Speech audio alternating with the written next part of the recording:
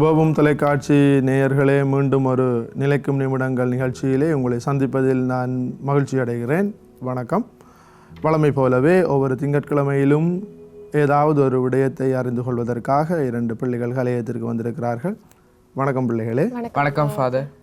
அன்பான பிள்ளைகளே, உங்களுக்கு ஒவ்வொரு வாரமும் நான் ஏதாவது ஒரு புனிதர்களை பற்றியோ அல்லது நம்முடைய திருவழிபாட்டு ஆண்டிலே இருக்கின்ற முக்கியமான நிகழ்ச்சிகள் பற்றியோ விசுவாச சத்தியத்தினுடைய முக்கியமான விடயங்கள் பற்றியும் நான் உங்களுக்கு சொல்லித்தருகிறேன். அதன் அடிப்படையிலே இன்றைய நாளிலும் உங்களுக்கு நான் ஒரு சில முக்கியமான விடயங்களை சொல்லித்தர வந்திருக்கிறேன். ஃபாதர், இன்றைக்கி நாங்கள் கற்க போகிற விடயம் என்ன ஃபாதர்?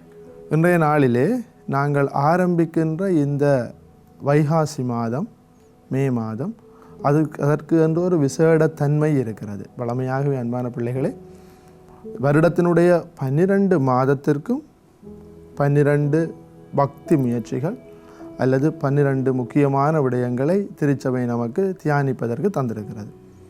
ஒரு வாரத்தில் இருக்கிற 7 நாட்களிலும் அவ்வாறே நமக்கு திருச்சபை தந்திருக்கிறது. ஒரு நாளுக்கு ஒரு முக்கியமான விஷயத்தை நாங்கள் தியானிக்க வேண்டும் என்று. அதன் அடிப்படையில் மே மாதம் அன்னை மரியாளுக்கு ஒப்படைக்கப்பட்ட மாதம். அந்த மாதத்தை நாங்கள் வணக்க மாதம் என்று அழைக்கின்றோம். ஃபாதர், அப்போ இது மாதாவின் மாதம்னு அழைக்க காரணம் என்ன ஃபாதர்?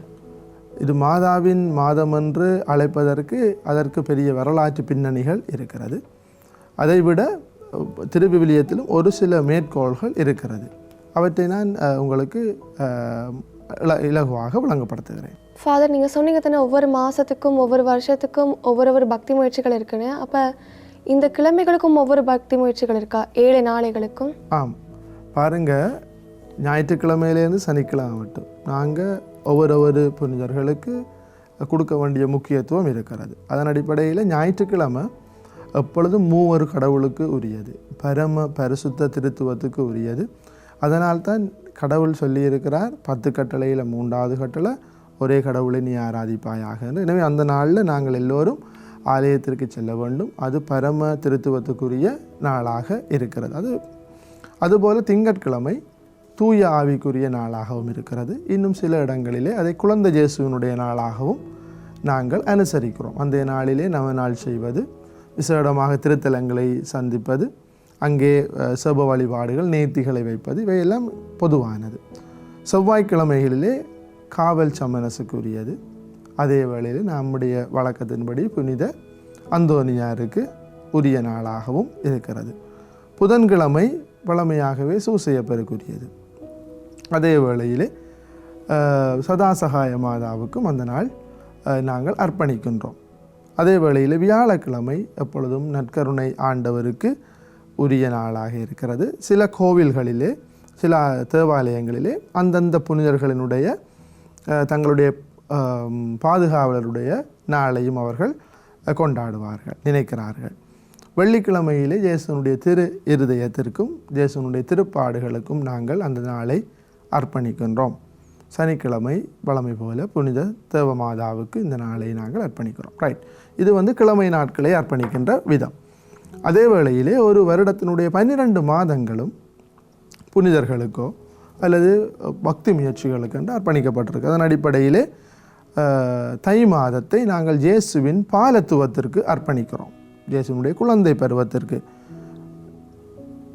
மாசி மாதத்தை நாங்கள் திருக்குடும்பத்திற்கு அர்ப்பணம் செய்கிறோம். அதே வேளையில் மார்ச் மாதம், பங்குனி மாதத்தை நாங்கள் புனித சூசையப்பருக்கு அர்ப்பணிக்கின்றோம். ஏப்ரல் மாதத்தை, சித்திரை மாதத்தை நாங்கள் இயேசுவின் திருப்பாடுகள், இயேசுனுடைய உயிர்ப்பிற்கு அர்ப்பணம் செய்கிறோம். மே மாதம், வைகாசி மாதத்தை நாங்கள் அன்னை மரியாளினுடைய வணக்க மாதமாக கொண்டாடுகிறோம். அதை பற்றி நான் உங்களுக்கு விளங்க சொல்லுவேன். ஜூன் மாதத்திலே நாங்கள் தூய ஆவியாரையும் இயேசுவினுடைய நற்கருணை, இயேசுவினுடைய திரு இருதயம்.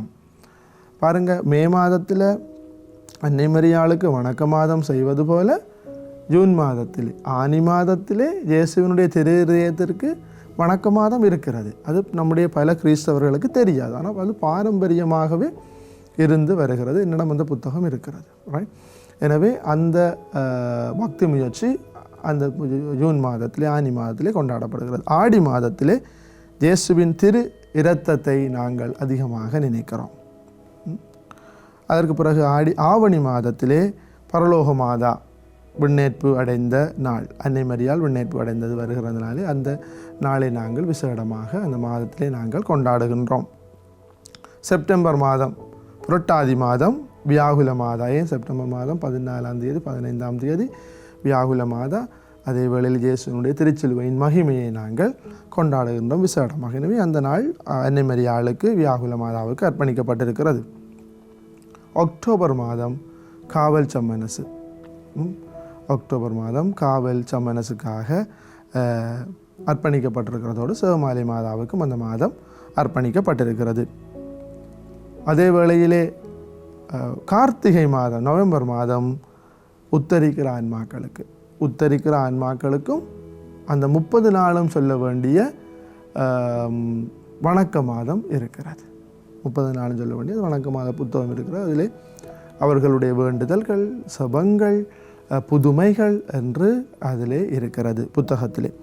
அதே வேளையிலே நாங்கள் மார்கழி மாதத்திலே அன்னை மரியாளுடைய அமல உற்பவத்தை நினைத்து கொள்ளுகின்றோம். எனவே 12 மாதத்துக்கும் திருச்சபை கடைப்பிடிக்க வேண்டிய பக்தி முயற்சிகளையும் சப ஒழுங்குகளையும் நமக்கு தந்திருக்கிறது. இதன் அடிப்படையிலே அன்பான பிள்ளைகளே, நான் உங்களுக்கு வணக்க மாதத்தை பற்றி சொல்லித்தர விரும்புகிறேன். பாருங்கள், பழைய ஒரு பாடல் இருக்கிறது, வந்ததே வணக்க மாதம் மரியாயின் மாதமே.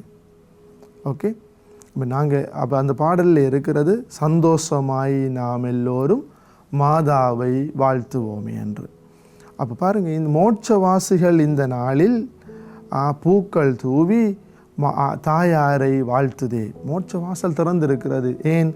அதிகமாக திருச்செபமாலை சொல்லுகின்ற பொழுது, அதைத்தான் அன்னை மரியாள் பாத்திமா காட்சியிலே சொல்லுவார், அதிகமாக நீ செவமாலை சொல்லுகின்ற பொழுது மோட்சத்திலே பல விசுவாசிகள் இடம்பெறுவார்கள், நரகத்திலே இருக்கிறவர்கள் விடுதலை அடைவார்கள் என்று சொல்லுகிறார். எனவே மோட்சவாசிகள் இந்த நாளிலே சந்தோஷப்படுவார்கள். காரணம் என்னவென்று சொன்னால், அந்த அன்னை மரியாள் வழியாக அன்னை மரியாளுக்கு நாங்கள் ஒப்புக் கொடுக்கின்ற செபமாலை வழியாக, தியானம் வழியாக விண்ணகத்திற்கு பல ஆன்மாக்கள் செல்லுகிறார்கள். சரிதானே?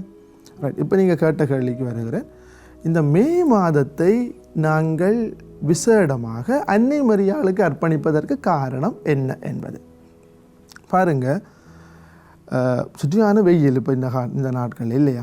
சரியான வெயில், வெளியே போகவே இயலாது, அவ்வளவு தூரத்துக்கு வெக்க வியர்வை. ஆனால் ஒரு இயற்கையில் ஒரு மாற்றம் வந்திருக்கிறது. என்ன மாற்றம்?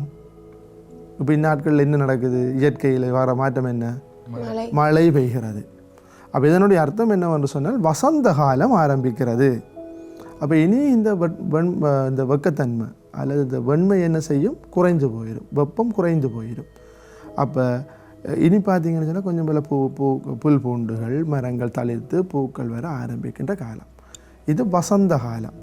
இது பண்டைய கிரேக்க உலகத்திலிருந்து, அந்த காலத்தில் இருந்தே கிரேக்க உலகத்திலேருந்து இது வசந்த காலம் நடைமுறைக்கு இருந்து வருகிறது.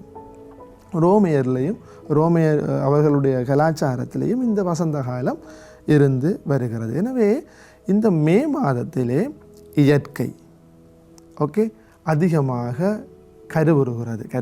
சொன்னால் இயற்கையில் புது புது தாவரங்கள், விலங்குகள் என்று புதுமை உருவாகிறது. நியூ லைஃப் வருகிறது, புது வாழ்வு வருகிறது. அது மாத்திரமில்லாமல் அந்த புது வாழ்வு அடைய வேண்டும் என்று சொன்னால் தாய்மை, ஃபர்டிலிட்டி, தாய்மையும் வளர்கிறது. எனவே இந்த பண்டைய கிரேக்க காலத்திலே தாய்மைக்காகவும் அதேவேளை புது வாழ்வுக்காகவும் இருந்த தெய்வங்களுக்கு இந்த காலங்களிலே வழிபாடு செய்து வந்தார்கள். ஆனால் அன்று நமக்கு அன்னை மரியாளுக்கு விழா எடுக்கின்ற பாரம்பரியம் இருந்து வரவில்லை. ஆனால் 18ஆம் நூற்றாண்டிலே ரோமையிலே இன்று நாம் கொண்டாடுவது போல அன்னைக்கு இந்த மே மாதத்தை அவர்கள் ஒப்பு கொடுத்து ஒவ்வொரு நாளும் திருச்செபமாலை ஓதுகின்ற அந்த பக்தி முயற்சி வளர ஆரம்பிக்கிறது. ரைட். நாம் மதர்ஸ் டே, அம்மா அன்னையர் தினம் எப்போ கொண்டாடுறோம்? எந்த மாதத்தில் கொண்டாடுவோம்? மே மாதத்தில் கொண்டாடுவோம் அன்னையர் தினம். ஏனென்று சொன்னால் தாய்மையை அர்ப்பணிக்கின்ற மாதமாக இருப்பது மே மாதம்தான், வைகாசி மாதம். எனவே தான் இவை எல்லாமே ஒன்றோடு ஒன்று பின்னி பிணைந்து கடைசியாக திருச்சபையின் தாயாகவும் இயேசுவின் தாயாக இருந்து நமக்கெல்லாம் சிலுவையிலே கொடுக்கப்பட்ட தாயாக இருக்கிறார் அன்னை மரியார். இந்த நம்முடைய தாயாராக இருக்கிறார், திருச்சபையின் தாய், இயேசுவின் தாய், நமது தாய். எனவே இந்த தாயினுடைய தாய்மைக்குள்ளே பிள்ளைகளாகிய நாம் ஒவ்வொருவரையும் அன்னை மரியா, அன்னையாம் திருச்சபை அர்ப்பணிக்கிறது. விளங்குதானே? எனவே தான் இந்த மே மாதம் பக்தி முயற்சியிலே நாங்கள் அன்னை மரியாளை அதிகமாக நினைக்க ஆரம்பிக்கிறோம். அது மாத்திரமில்லாமல் 18ஆம் நூற்றாண்டு காலங்களிலே லேடி மந்த் என்று ஒரு மாதத்தை அவர்கள் அர்ப்பணித்து 30 நாளும் அன்னை மரியாளுக்கு திருச்செவமாலை ஓதி வந்திருக்கிறார்கள். எனவே இவை எல்லாவற்றினுடைய பின்னணியின் அடிப்படையில் தான் 1815ஆம் ஆண்டிலே 7ஆம் பத்திநாதர் மே மாதத்தை வணக்க மாதமாக பிரகடனப்படுத்துகிறார். பிரகடனப்படுத்தி அந்த மே மாதத்தினுடைய 31ஆம் நாளிலே, இறுதி நாளிலே, இன்று நாங்கள் கொண்டாடுகின்ற திருநாள் வேறு, ஆனால் அந்த நாளிலே அவர்கள் கொண்டாடிய திருவிழா அன்னை மரியாள் என்றும் அரசி என்கின்ற விழாவை கொண்டாடி வந்தார்கள். இப்படித்தான் இந்த வளர்ந்து வந்திருக்கிறது இந்த மே மாதம். இதற்கு பிறகு இது எப்பொழுது மே மாதம் 31ஆம் தேதிக்கு அன்னை மரியாள் எலிசபெத் அம்மாளை சந்திக்கின்ற விழா கொண்டு வரப்பட்டது என்றால் 2ஆம் வத்திக்கான் சங்கத்திற்கு பின் அன்னை மரியாள் எலிசபெத் அம்மாளை சந்திக்க போன அந்த விழா பரிமாறப்படுகிறது, கொண்டு வரப்படுகிறது.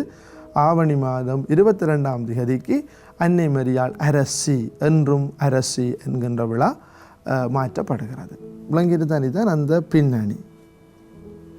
ஃபாதர், இந்த மாதத்தில் கொண்டாடப்படுகின்ற மாதாட வேறு திருநாட்கள் ஏதாவது இருக்கா? ஆம், இந்த மாதத்தினுடைய சிறப்புக்கு அதுவும் ஒரு காரணம். பாருங்கள், அன்னை மரியாள் 1917ஆம் ஆண்டு மே மாதம் 13ஆம் தேதி பாத்திமா நகரிலே காட்சி கொடுப்பார். மே மாதத்திலே தான் அந்த காட்சியினுடைய முதல் காட்சி ஆரம்பிக்கிறது. தொடர் காட்சிகள் நிகழ்ந்தது. அதிலே முதல் காட்சி மே மாதம் 13ஆம் தேதி தான் ஆரம்பிக்கிறது. அதன் பிறகு நாங்கள் கொண்டாடுகிறோம் அன்னை மரியாளை சகாய மாதாவாக நினைத்து வைகாசி மாதம் 24ஆம் தேதி கொண்டாடுகின்றோம். அதே போல் அன்னை மரியாள் எலிசபெத் அம்மாளை தரிசித்த அந்த நாளை நாங்கள் வைகாசி மாதம் 31ஆம் தேதி கொண்டாடுகிறோம். எனவே இந்த மாதத்திலே ஒரு அன்னை மரியாளுக்கு நாங்கள் நினைவு கூறுகின்ற, கொண்டாடுகின்ற பல திருநாட்களும் விழாக்களும் இருக்கிறது. அதே வேளையில் இந்த மாதத்தினுடைய இன்னும் விசேட தன்மை என்னவென்று சொன்னால், பாருங்கள், நாங்கள் இப்பொழுது என்ன காலத்தில் பயணித்து கொண்டிருக்கிறோம்? பாஸ்கா காலத்தில் பயணித்து கொண்டிருக்கிறோம். ரைட். இந்த பாஸ்கா காலத்தில் பாருங்கள், மே மாதம் என்ன காலத்தில் வருகிறது?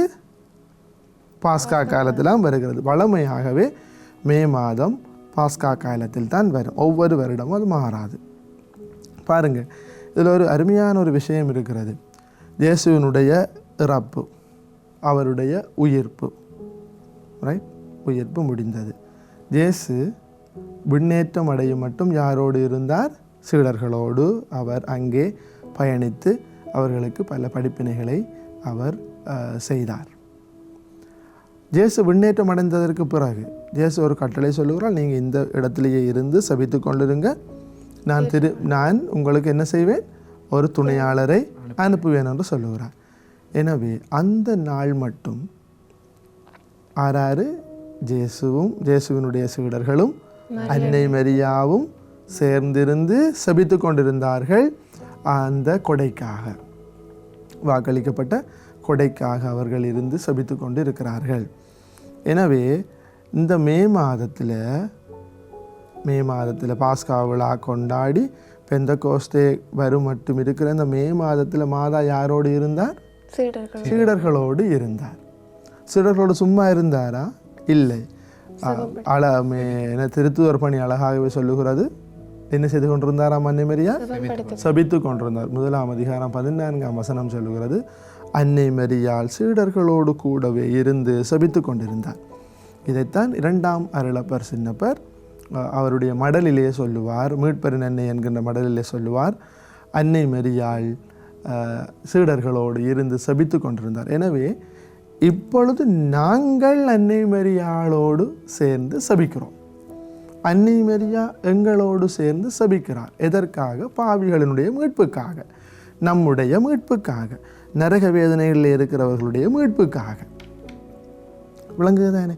இதுதான் இந்த மே மாதத்திலே நடக்கின்றது. எனவே அன்னை மரியாள் எப்படி பாஸ்கா காலத்திலே அந்த இயேசுனுடைய விண்ணேற்புக்கு முன் பின் சீடர்களோடு இருந்தாரோ அவ்வாறு இன்று நம்மோடும் தங்கியிருக்கிறார் என்பதனுடைய அடையாளமாக இந்த மே மாதம் இருக்கிறது. எனவே அன்பான பிள்ளைகளே, இந்த மாதத்திலே நடைபெறுகின்ற சில முயற்சிகளை சொல்லுங்க. என்னென்ன நடக்கும்னு சொல்லுங்க பாப்போம். சிவமாலை சொல்லுவாங்க, சிவமாலை சொல்லுவாங்க. வேற அன்னை மரியாதை ஒவ்வொரு வீட்டுகளுக்கும் கொண்டு சென்று ஒவ்வொரு வீடுகளுக்கும் கொண்டு போவாங்க. வேற மாதாவை பக்தி முயற்சிகள் செய்வாங்க. பார்த்தீங்கன்னு சொன்னால் பெரிய தேர்கள் அன்னை மரியாளை அலங்கரித்து நிறைய என்னென்னு சொல்ல பூக்களால் அலங்கரித்து, இது பண்டை காலத்தில் இருந்து அன்னை மரியாளுக்கு கொடுக்கப்பட்ட மரியாதை. அன்னை மரியாளை அழகாக அலங்கரித்து விண்ணக மண்ணக அரசியாக ஏற்றுக்கொள்வது, அது இந்த மாதத்தில் இப்பொழுதும் நடைபெற்று கொண்டே இருக்கிறது. ஒவ்வொரு வீடுகளும் தங்களோட வீட்டுக்கு அன்னை மரியாள் வருகிறார் என்பதை மிகுந்த மகிழ்ச்சியோடு ஏற்றுக்கொண்டார்கள். விளங்குதானே? இன்றும் அது நடைபெற்று கொண்டு இருக்கிறது. அதே வேளையிலே செவமாலை சொல்லுகின்ற பழக்கம். செவமாலை சொல்லுவது தனியே வீட்டிலே குடும்பமாகவும் செய்கிறார்கள். அதே வேளையிலே ஆலயங்களிலே குறிப்பிட்ட ஒரு நேரம் 5:30 6 மணி மாலையிலே சேர்ந்து வணக்க மாதம் சொல்லுகிறாங்க. அதெல்லாம் அந்த பாடல் பாடுவார்கள். வந்ததே வணக்க மாதம் மரியாயின் மாதமே என்று அந்த பாடல் அடிக்கடி பாடி நாங்கள் சந்தோஷமாக நாங்கள் எல்லோரும் போய் அன்னை மரியாளை வாழ்த்துகிறோம் என்று அந்த பாடல் பாடுவார்கள். அது மாத்திரமில்லாமல் அன்பான பிள்ளைகளே, இந்த மாதத்திலே ஒவ்வொரு நாளும் வாசிப்பதற்கு என்று ஒரு அன்னை மரியாளினுடைய 3 முக்கியமான பண்புகளை ஒரு நாளிலே நாங்கள் தியானிப்போம். அன்னை மரியாளினுடைய வாழ்க்கையிலே இருந்து கற்க வேண்டிய 3 பாடங்கள், அதை வாசித்து அதை தியானித்து அதற்கு பிறகு ஒரு புதுமை இருக்கும். அந்த புதுமையை நாங்கள் வாசித்து தியானித்து அந்தந்த நாளுக்கு செய்ய வேண்டிய ஒரு காரியம் இருக்கும், ஆன்மீக காரியம். உதாரணத்துக்கு வைகாசி மாதம் 1ஆம் நாளிலே அன்னை மரியாளுக்கு பூச்சென்று கொடுத்தல், அது அன்னை மரியாளுக்கு நாம் செய்கிறது. அல்லது கல்லறையை தரிசித்தல், நோயாளிக்கு உணவளித்தல், அப்படி என்று ஒன்று இருக்கும். சரிதானே? அதே வேளையில் இன்றைய நாளில் அடிக்கடி சொல்ல வேண்டிய சபம் ஒன்று இருக்கும். அது என்ன? பாவிகளின் அடைக்கலம் எங்களுக்காக வேண்டிக்கொள்ளும், ஓஎன்ஜேசு எங்கள் பாவங்களை பொறுத்தருளும், அப்படி என்று அந்தந்த நாளுக்கு சொல்ல வேண்டிய சபங்கள். எங்கள் சீவியமே, எங்கள் மதுரமே, எங்கள் தஞ்சமே வாழ்க என்று அடிக்கடி சொல்ல வேண்டிய சபங்கள் இந்த மாதத்திலே நமக்கு ஆன்மீக கடமையாக முயற்சியாக தரப்பட்டிருக்கிறது. எனவே அன்பான பிள்ளைகளே, இந்த புத்தகம் வணக்க மாத புத்தகம் இன்று பல இடங்களிலே இருக்கிறது. விசேடமாக தமிழர்கள் வாழுகின்ற பங்குகளிலே இது இருக்கிறது. எனவே அவர் இல்லாதவர்கள் வாங்கி தனிப்பட்ட ரீதியிலே நாங்கள் பாவிக்கலாம், வீட்டில் இருந்து சபிக்கலாம். அப்படி இல்லாட்டி பங்கிலே நாங்கள் இதை வாசித்து தியானிக்கிறோம். சிவமாலை நடக்கிறது, இந்த புதுமை வாசிக்கிறார்கள், அதை நாங்கள் வீட்டுக்கு கொண்டு போய் வாழுகின்றோம். இது அன்னை மரியாளை போல நாங்களும் ஒவ்வொருவரும் வாழ்வதற்கு எங்களுக்கு அழைப்பு தரப்படுகிறது இந்த செய்திகள் வழியாக. அதோடு பாருங்கள், நீங்கள் சொன்னீங்க அன்னை மரியாளை வீட்டுக்கு கொண்டு போகிறார்கள். பார்த்தீங்கன்னு சொன்ன அன்பான பிள்ளைகளே, ஜூன் மாத கடைசியில் சித்திரை மாத கடைசி வந்ததும் ஆலயங்களில் மாதாவுடைய சுருவத்தை கொண்டு போய் வைக்கிறது, அதை அலங்காரம் செய்வது, ஒரு வகையான சந்தோஷ உணர்வு வந்துவிடும். என்னென்னு சொன்னால் எங்கள் வீட்டுக்கு மாதா வர போகிறான்ட்டு சொல்லுவார்கள். பாருங்கள், இதற்காக நிறைய ஆயத்தம் செய்வார்கள். சில இடங்களிலே நிறைய காசு செலவழித்து வீடு அலங்காரம் செய்வார்கள், பெயிண்ட் பண்ணுவார்கள், மலர்களால் அலங்காரம் செய்வார்கள், மாலை கட்டுவார்கள். ஏன்? வீட்டுக்கு அருள் வருகிறது, ஆசீர்வாதம் வருகிறது, அன்பு வருகிறது என்கின்ற ஒரு சந்தோஷம் கட்டாயம் தேவை. பாருங்கள், இதில் நாம் விளங்கிக் கொள்ள வேண்டியது என்ன? அன்னை மரியாள் நம்முடைய வீடுகளுக்கு வருகிறார் என்றால் மரியா எலிசபெத் அம்மாளை சந்திக்கிறதுக்கு வருகிறார். அப்போ பாருங்க, மாதாவை கொண்டு வராக்கள் எல்லாரும் மாதா கட்சியினர், மாதாவை சார்ந்தவர்கள். வீட்டில் இருக்கிறார்கள் யாரு? எலிசபெத் அம்மாளை சார்ந்தவர்கள். ஆனால் சில இடங்கள் என்ன நடக்கும், இந்த வீட்டுக்கு போனால் அந்த வீட்டுக்காரரோட எனக்கு நல்லமில்லை, எனவே நான் அந்த வீட்டுக்கு வர மாட்டேன், அப்படியெல்லாம் சில இடங்களில் நடக்கிறது. ஆனால் இதுகளெல்லாம் ஒவ்வாதது. அன்னை மரியாளை மே மாதத்திலே, வணக்க மாதத்திலே அவளை நாங்கள் அதிகமாக வணங்குகிறோம் என்றால் அன்னை மரியாளுடைய சுரூபத்தோடு நாங்கள் போபவர்கள் யார்? எல்லாருமே அன்னை மரியாள். அன்னை மரியாளை போல பிறர் அன்பு சேவை, விட்டு கொடுப்பது, சமாதானத்தை வாழ்த்துவது, மகிழ்ச்சியை கொடுப்பது, அது எப்படிப்பட்டவராக இருந்தாலும் துரோகியாக இருந்தால் என்ன, அதை கொடுப்பதற்கு பழக வேண்டும். அதுதான் இந்த மே மாதத்திலே நாங்கள் செய்வது. விளங்குதானே? அதே வேளையிலே அங்கால பக்கத்தில் இருக்கிறவர்கள், சுருவத்தை வாங்குகிறவர்கள் வீட்டுக்கு, எலிசபெத் அம்மாள்ற வீட்டுக்கு அன்னை மரியாள் வந்திருக்கிறார் என்று நினைத்து அந்த பயபக்தியோடு தூய ஆவியால் நிரப்பப்பட்டு அந்த மகிழ்ச்சிக்குள்ளே கடந்து போகணும். அப்போ தான் வீட்டில் ஆசீர்வாதம் வரும். மாறாக ஐயோ நான் அவங்க வீட்டை போகிறேன், இன்றைக்கு போக வேண்டி இருக்குது என்று மனநொந்து கொண்டு பிரிவினையோடு இந்த கடமைகளை செய்வோமாக இருந்தால் இது ஒருபோதும் சாத்தியப்படுகின்ற கடமையாக இருக்காது. எனவே நாங்கள் மே மாதத்தை ஆவலோடு வரவேற்கிறோம். ஏனென்றால் புதிய உதயம் அன்னை மரியாள் வழியாகத்தான் நம்முடைய திருச்சபைக்கு புதிய உதயம் வந்தது. இயேசு வந்தார். அதுபோல் அன்னை மரியாள் நம்முடைய வீட்டுக்கு வரைக்குள்ள புதிய உதயம், நம் மறுமலர்ச்சி, சந்தோஷம், ஆசீர்வாதம் வருகிறது. எனவே அதை சிந்தனையிலே கொண்டு வாழ வேண்டும்.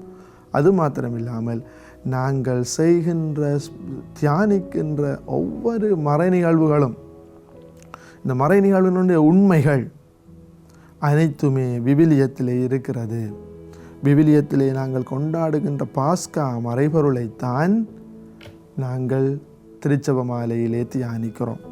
எனவே அன்பான பிள்ளைகளே, இதை கேட்டுக்கொண்டிருக்கிறவர்களே, இந்த மே மாதம் அல்லது வைகாசி மாதத்தை நாங்கள் வெறுமனே சுருவத்தை கொண்டு போய் அல்லது மாதாவுக்கு ஒரு மாலை போட்டுவிட்டு செலவழித்து விடுகின்ற ஒரு முயற்சியாக நாங்கள் மாற்றிவிட முடியாது. மாறாக இது புதிய வாழ்வினுடைய ஆரம்பமாக, அன்னை எலிசபெத் அம்மாளை சந்திக்க போகின்ற பொழுது எழுந்த அந்த சந்தோஷத்தின் நிறைவாக, அன்னை காட்சியிலே சொன்ன செபமாலை சொல்லுங்கள் என்றும், அன்னை காட்சியிலே ஓஎன்ஜேசுவை செபத்தை சொல்லிக் கொடுத்தார், அதை அடிக்கடி சொல்வதால் ஒரு ஆன்மாவாவது நரக வேதனையிலே இருந்து பரலோகத்திற்கு போக வேண்டும் என்றும், என்னுடைய வாழ்வு விடுதலை அடைய வேண்டும் என்றும், என்னுடைய குடும்பத்திலே மறுமலர்ச்சி சந்தோஷம் பெற வேண்டும் என்றும் செபிக்காது விட்டால் இந்த மே மாதம் பயனற்ற மாதமாக போய்விடும்.